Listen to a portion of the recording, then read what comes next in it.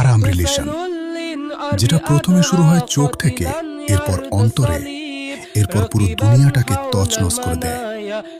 এই জন্যই আল্লাহ বলেছেন, জিনার ধারে কাছেও যেও না। নিঃসন্দেহে এটা জঘন্যতম পাপ। আমরা যারা আল্লাহর আদেশ অমান্য করে হারামের সুখ খুঁজি, এটা যেন বোকামি নয়, বরং আল্লাহকে চ্যালেঞ্জ ছুড়ে মারা যে আল্লাহ দেখো আমি সুখে আছি। কিন্তু হারাম কোনোদিনও সুখের না, কোনোদিনও না। আপনার পুরো জীবন আক্ষেপ আর অনুশোচনায় কেটে যাবে। হারাম রিলেশন করে এমন কেউ বলতে পারবে না যে আমি সুখে আছি। এই জন্যই প্রিয় দিনী ভাই ও বোনেরা, হারাম থেকে বাঁচতে একটু কষ্ট হবেই, কারণ আমাদের চারপাশে ফিতনা ছড়িয়ে আছে।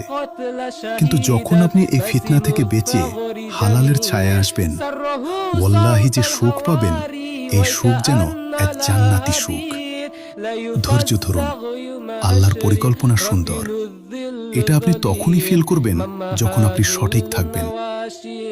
কথা সংগ্রহ, রাইটিং বাই নাফিজা।